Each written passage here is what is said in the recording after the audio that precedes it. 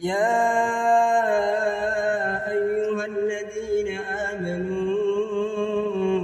إن جاءكم